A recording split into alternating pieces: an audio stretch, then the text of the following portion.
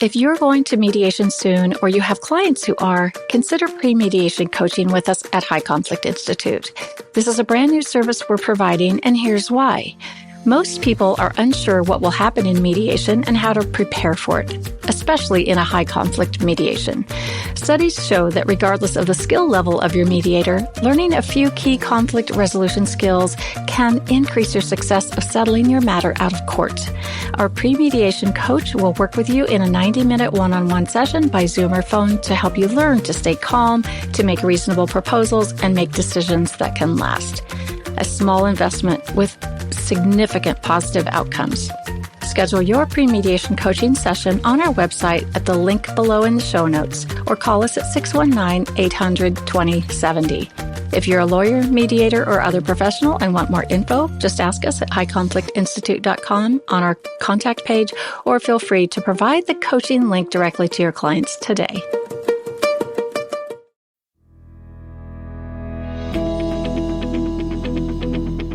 Welcome to It's All Your Fault on True Story FM, the one and only podcast dedicated to helping you identify and deal with the most damaging relationships, those with people with high conflict personalities.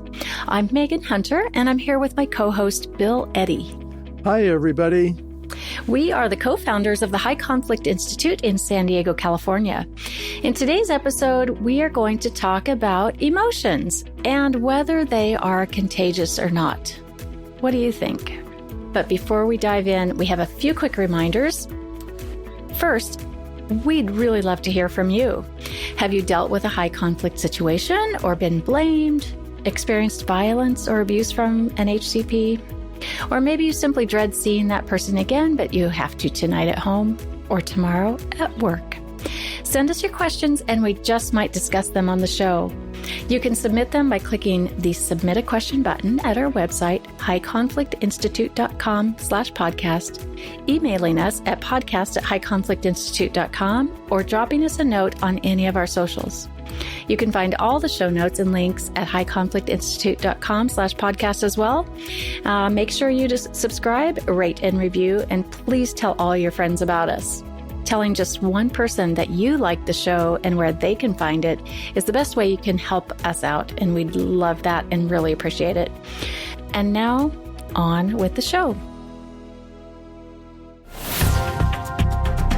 So today we're talking about emotions. And Bill, I know, we've talked for 15 years about emotions and unmanaged emotions, particularly when it comes to high conflict people. So, the first question really is, can anyone get emotionally hooked and unhooked?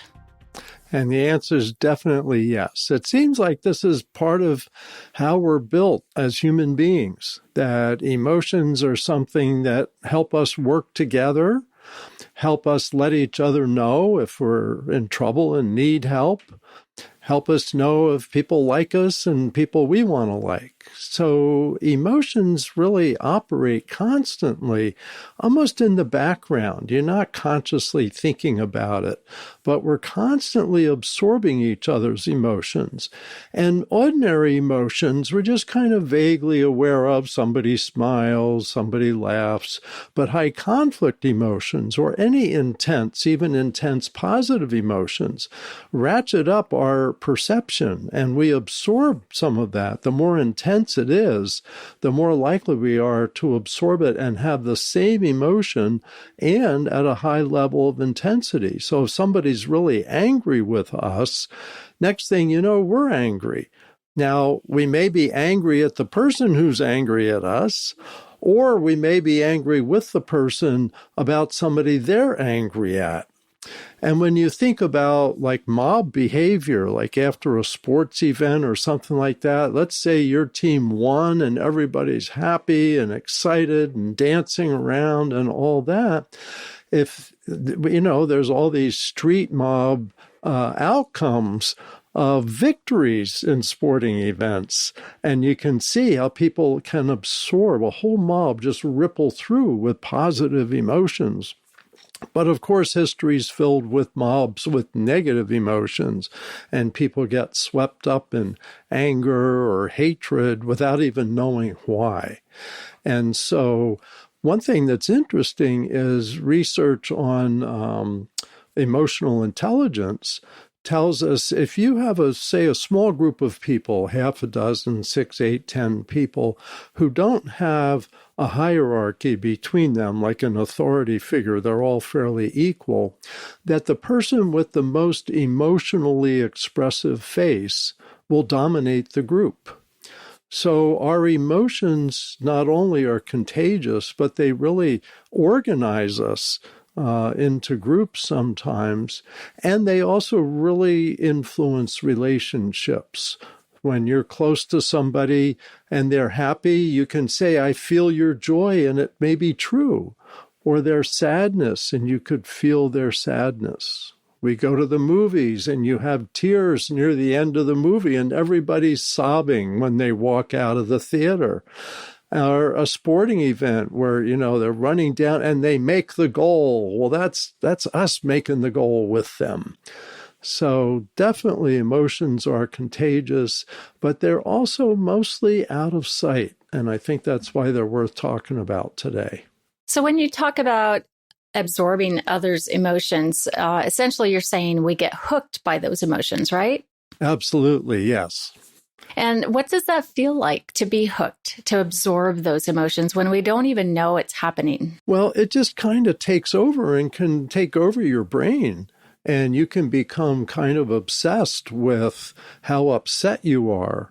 And when you're dealing with a high conflict person, that often in many ways hijacks your emotions and you have fear.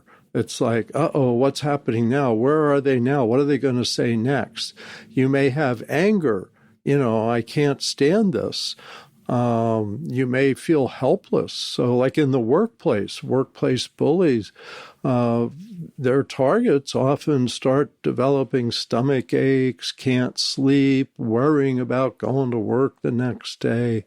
So getting emotionally hooked can happen to someone who's around a high conflict person. It's something we hear about a lot.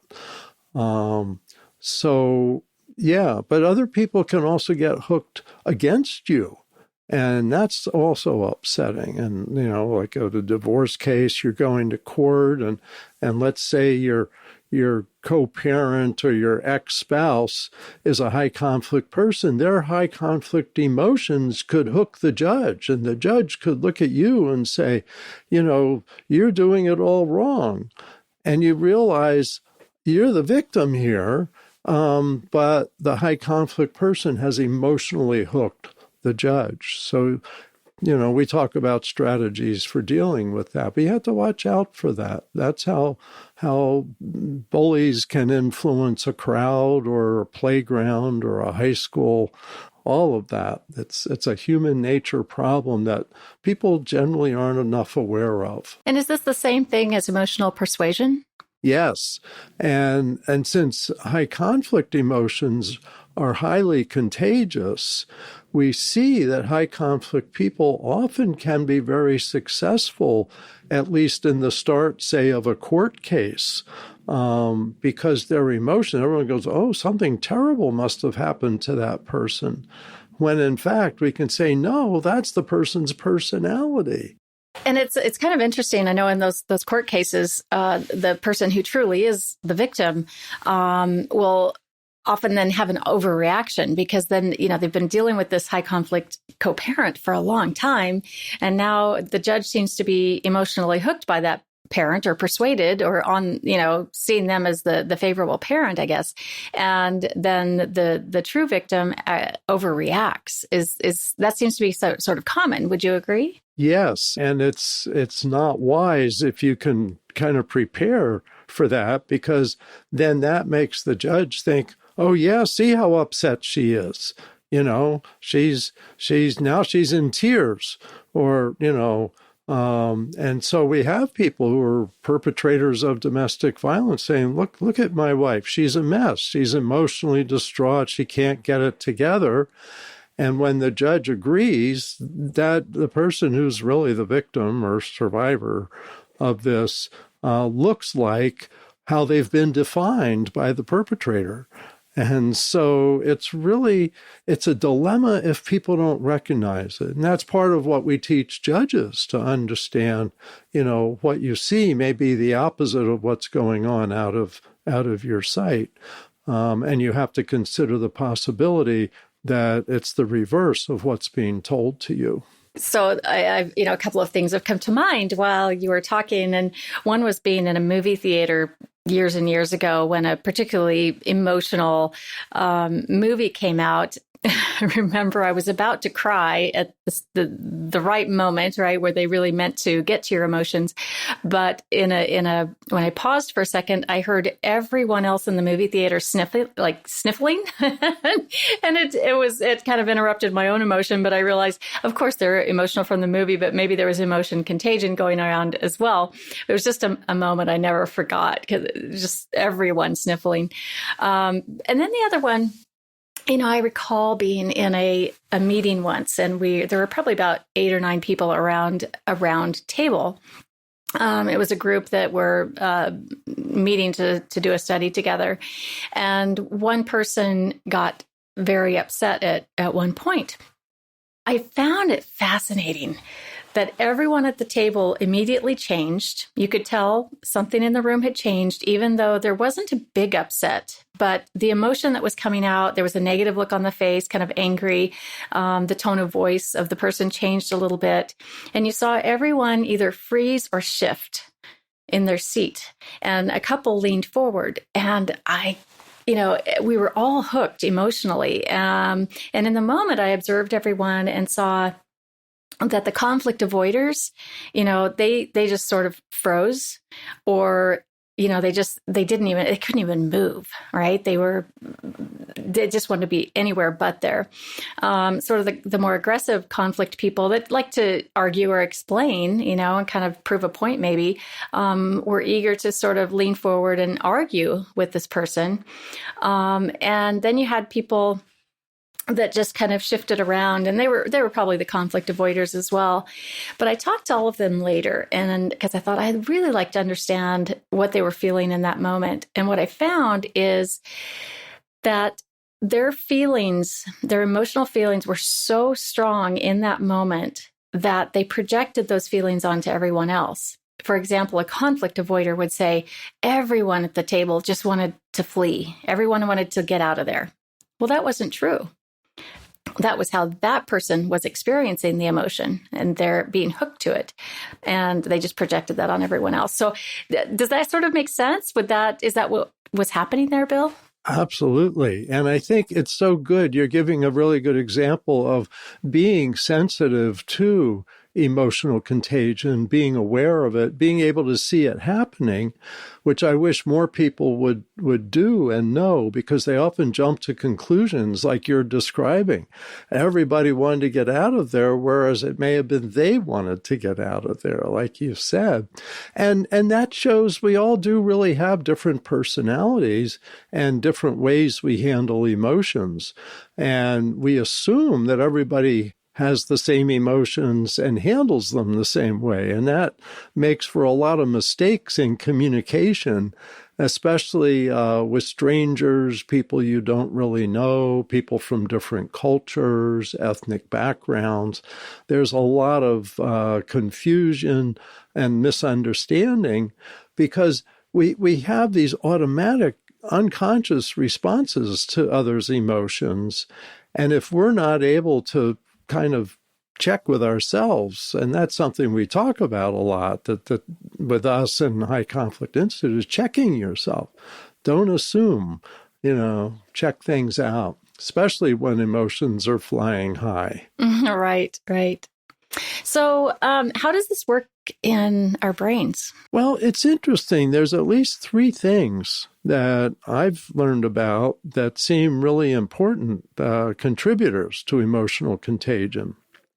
One, of course, is the amygdala in our brain, and we all have that. We actually have an amygdala in each hemisphere of the brain. And the amygdala is kind of like the alarm, the smoke alarm that says, danger, danger, stop everything and run, or stop everything and fight. And so the amygdala is always looking in the background and for danger, and is much more sensitive to angry faces and fearful faces. And especially the right hemisphere amygdala is faces that show fear and anger grab the amygdala's attention. Faces that show irritation, jealousy, stuff like that don't grab the attention as much, because for survival, it's fear and anger, and that's what you really want to know about. If somebody's really looking afraid, you want to know why, because maybe you need to be afraid and get out of there too. So there's the amygdala. There's also mirror neurons. And this was a more recent discovery that in our brains, we really mirror the behavior we're seeing other people do as if to get us ready to do the same behavior. And we may identify with that behavior, like that we're having the same reactions to it. And they think that's a lot of like what empathy is. When someone says, I feel your joy, they may actually be feeling some of your joy. Their facial expression may take on a similar expression. And your face can actually influence how you feel. When they say, put on a happy face, it actually does help you feel a tad happier. So there's mirror neurons. And then the one that's fascinating to me about high conflict people especially is a smaller corpus callosum, which is the bridge between the hemispheres in the brain. And repeatedly abused children, for example, grow up with a damaged and smaller corpus callosum, which means they're less able to handle the emotions that operate more in the right hemisphere with logical problem solving, which happens more in the left hemisphere. And so some perhaps personality disorders have this smaller corpus callosum, so it's easier for them to just get emotionally hooked and stay hooked. They have a harder time talking themselves down. And that's why family, friends, and professionals need to learn techniques to calm people down like that so they can do logical problem solving again. So there's a lot going on in the brain that's just automatic. But if you think about it and learn about it, you can override a lot of that. And that's a lot of what we teach. Right. And we find that, most of us engage in those moments because we don't know something has happened in that other person's brain. They're stuck in those right brain emotions and we don't know it yet. We might feel that something's different, or we might be completely oblivious. And so we just keep engaging, or we get angry and yell or try to explain a lot of those things. And in those moments, that person is trapped in really negative emotions where the blame comes out, the all or nothing thinking, unmanaged emotions, extreme behaviors, those 4 key characteristics that we talk about all the time in all of our trainings, the 4 key characteristics of the high conflict personality.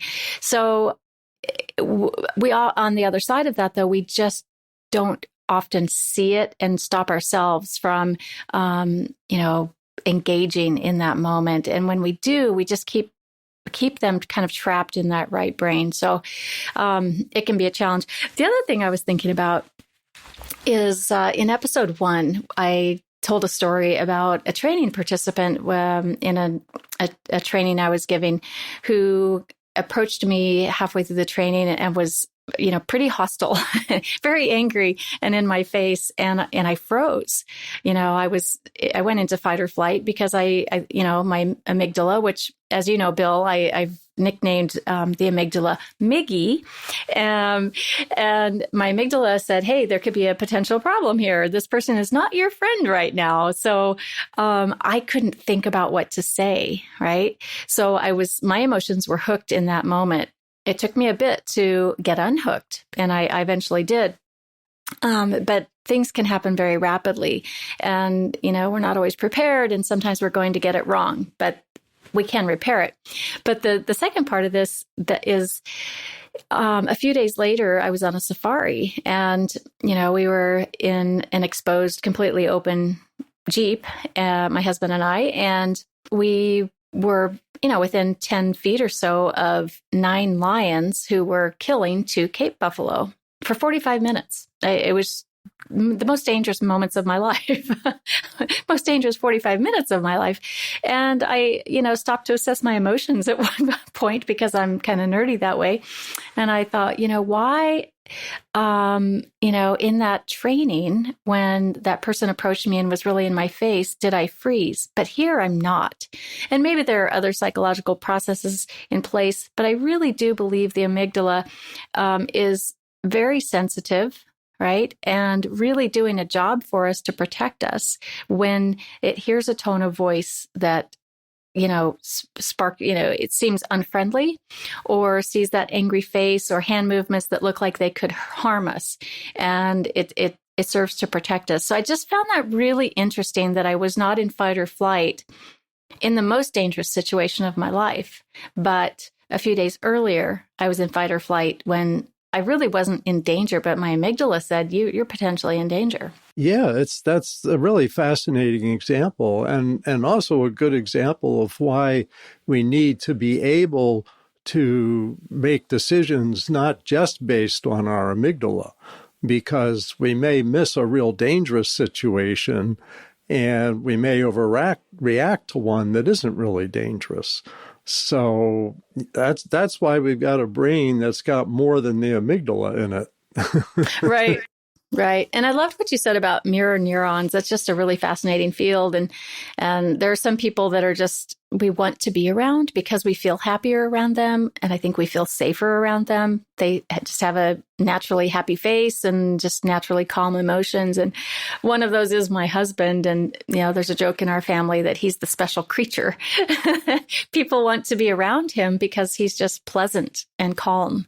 And he must not activate anyone's amygdala. Let me add to that. With COVID, we've missed having that. You get to have him giving you smiles and good cheer and all of that, but we're so cut off that by missing that, it actually has influenced, I think, a degree of depression around the world, because people aren't getting the happy face mirror neurons activated as much as in the past, and hopefully in the near future. Absolutely. And that leads me to thinking about decisions. Can emotions lead us to make bad decisions? Absolutely. And I mean, the first one to think about, especially because we're in the family law business so much, is helping people get out of relationships that they probably shouldn't have gotten into in the first place.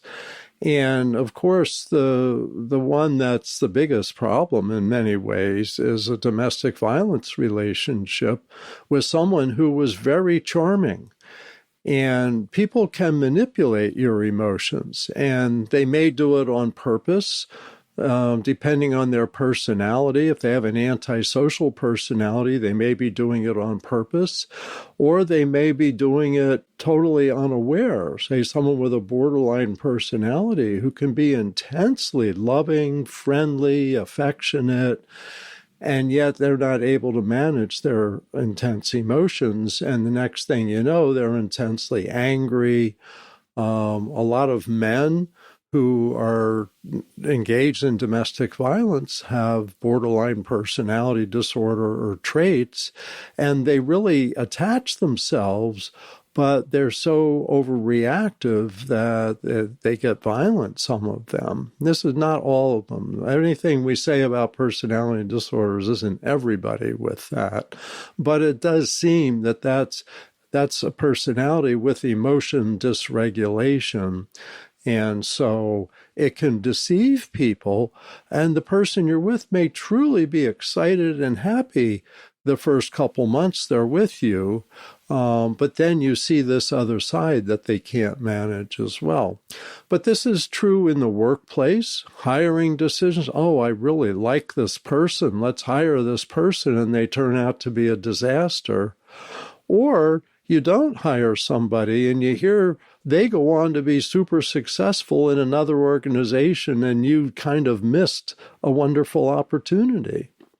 Where we put our money, people that get us to donate to them or to, do a project. I wrote in the first book, High Conflict People and Legal Disputes, about a former stockbroker, I guess, who conned people. And a couple of years later, I get an email from a woman saying, I wish I read your book because I gave that guy $10,000 to do some repairs on the property of my home.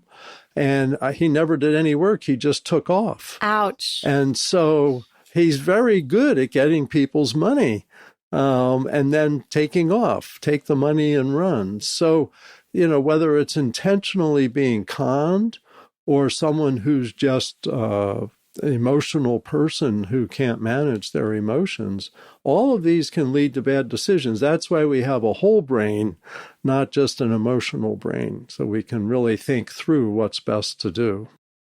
How do HCPs deal with emotions? Well, it's interesting because this is, first of all high conflict people seem to be more driven by emotions and more emotions than logical self-interest. And so but it's different for each of them. The 5 high conflict personalities we talk about handle them slightly different. So let me talk about borderline personalities that I was talking about earlier. They're often thought of as having emotion dysregulation. And it may have come from early life trauma. It may be an inborn trait, something like that. But they tend to go too far with emotions. So they're on a scale of 1 to 100, you're getting a 1 or you're getting 100. And that may be 100 loving, but it also may be 100 hating. When they're angry with you, it's disproportionate. And that's one of their issues. And there's treatments for that. Some people get that. When you think about, like, con artists, the antisocial personality, they're very manipulative of emotions. They can show emotions that are intimidating and angry, and you feel like, I've got to do what this person says or my life is in danger. I once had a court hearing. My client was a husband. The ex-wife had I think, antisocial boyfriend.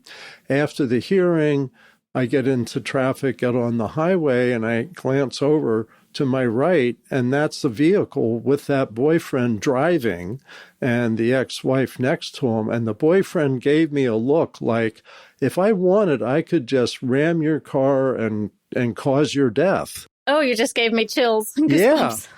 And the guy did. And he made some false allegations that really messed up my client's life for about a year.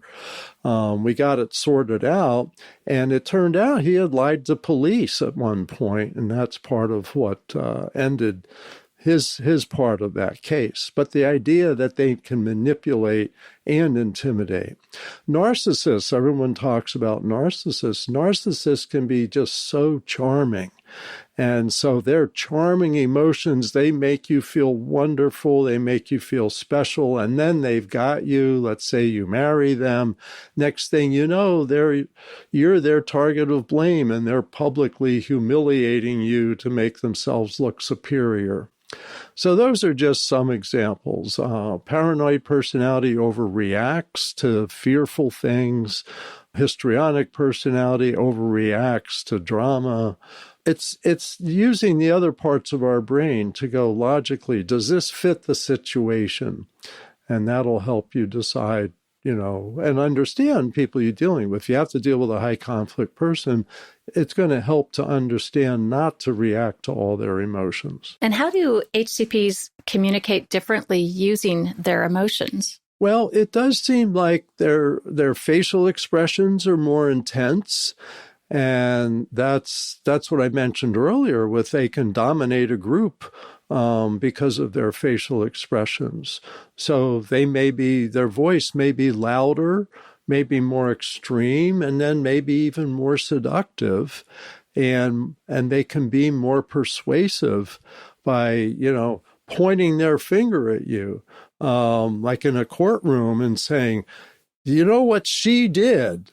And they're pointing the finger at her, and physically you follow that finger. And I see the judge's eyes, and the judge's eyes follow that finger and look at the person that's being talked about, who may be totally innocent of having done anything wrong. But so they use their bodies, they use their face, they use their voice, and you have to be aware of that. And by the way, the best judges don't move with that finger. They stay focusing on the person who's talking, and that really deflates their power, because the person who's talking and blaming hasn't succeeded at influencing where the judge looks. Wow, truly a neutral. Yeah, that's what you want. Fascinating. Are emotions part of why we have such angry polarization today in families and in politics? And I mean, basically in general society these days, everybody's fighting this year about vaccines and mandates and masks and all kinds of things. Yeah. And what's fascinating to me, fortunately, learning about this many, many years ago and seeing the change in kind of the national and world emotional level, we're much more emotional. And I think it's not about issues. And we have a saying with High Conflict Institute, often the issue's not the issue, the personality's the issue. There's other things going on here. And I would say it's the intensity, the escalated intensity of emotions that, for example, in families where you see alienation, a child doesn't want to spend time with one of the parents. Let's say it's dad. I don't want to see dad anymore. I don't like how he wears his hair. Well, that's not why. It's because of the emotional intensity that mom may be putting out and mom's family may be putting out. And children can't tolerate too high a level of intensity without looking for the fastest way to resolve that. And it's not even conscious. And they go, okay, mom will calm down if I agree with her. So you're right, mom, dad's a jerk and he doesn't wear his hair right. And so you absorb it emotionally.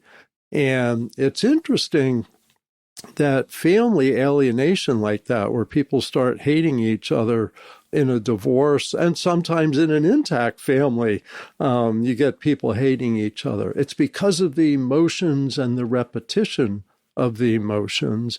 And interestingly, that's how they say prejudice develops, is that kids become prejudiced by 5 or 6 years old, not because they know cultural history, but because they see their parents' expressions and other adults' expressions. Let's say they're in an elevator holding their mother's hand and someone from a different ethnic group gets on and the mother tightens up and grabs the child's hand tighter. The child emotionally absorbs that's a dangerous person. And that's what we see in divorce alienation cases. The child absorbs now, dad's a dangerous person or mom's stupid at math, so I never want to see her again. That's all emotional transfer. And now we're seeing this in politics so much. I really think in many ways it's a media-driven polarization because media has the ability to repeat facial expressions, hand gestures, tone of voice, thousands and millions of times. And that's why I tell people, if you're feeling stressed by today's politics, turn off the news. Don't look at the Facebook news. Just get yourself away from news for a little while, and you will feel better. Nothing's going to change for the world. So much of this is an emotional contagion that nobody sees. Well, we see it, but and the cure for this is to get people talking one-to-one. When people talk one-to-one, people that they thought they hated, they don't at all. It's human beings. But via all these media, being in the middle can make you hate people that you see, but you don't know. And that's the thing. We got to be really careful we don't absorb that. It's not about the issue. And I agree, it's not about wearing the mask or not wearing the mask. It's about the emotions that have been generated around that. And one thing that really bugs me is when the news media says how polarized we are. If you say that a million times, we're going to feel polarized. I don't think we're that polarized if we sit down and talk one-to-one. I agree. And, I can attest to taking a social media break. And I'm not a big social media person, but I got a Twitter account last year and I loved it. For me, it was, there's a lot of information and education, and it's almost like, having access to research that you would never find, just in ordinary reading, and getting a lot of different people's opinions. And I do value that and love it. But I did notice that I was absorbing the intense emotions. So the original post might be okay, but it's just all the follow-up, everyone, responding to that or reacting and then just immediately attacking. And it's just what social media is. So I have taken a break now for a few months and I feel pretty good. There you go. Yeah, a little less stressed. So, and the last question here is, what can we do to calm down emotions? Well, I'm glad to say we have 2 techniques with High Conflict Institute that we teach and we just keep getting very positive feedback on. One of them is the BIF method we mentioned earlier in writing, how to respond to written hostility or emotional extremes by being brief, informative, friendly, and firm. And it's too detailed for us to talk about right now in any depth, but we've got that on other podcasts, books, and articles. The other is ear statements that show empathy, attention, and respect.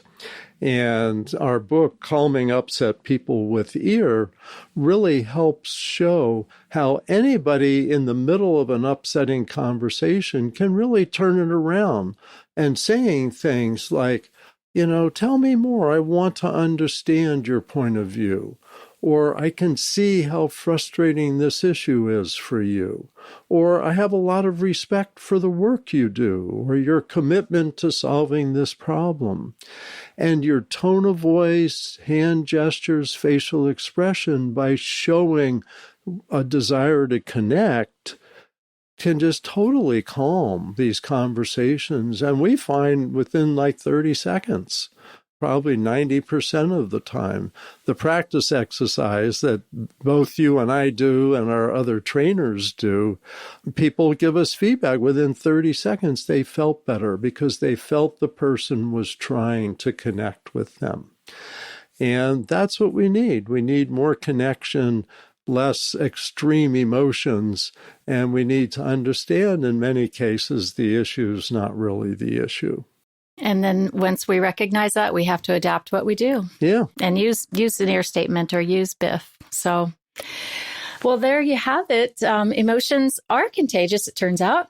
And if you want to read more about that, we've put some articles about emotion contagion in the show notes, along with some links to some books and courses.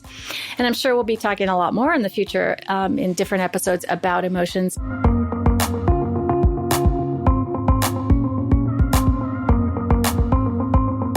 In the next few episodes, I want to give you some kind of a little heads up. We're going to be talking about high conflict people in love and romance. So we'll do 4 episodes on dating radar. First, what are the red flags? How can you see, who you shouldn't be dating or commingling finances with, marrying, living with, having a child with, all those kind of things. Then the next episode will be the romantic types that you might want to avoid. And then lastly, should you get out? And if so, how can you get out safely?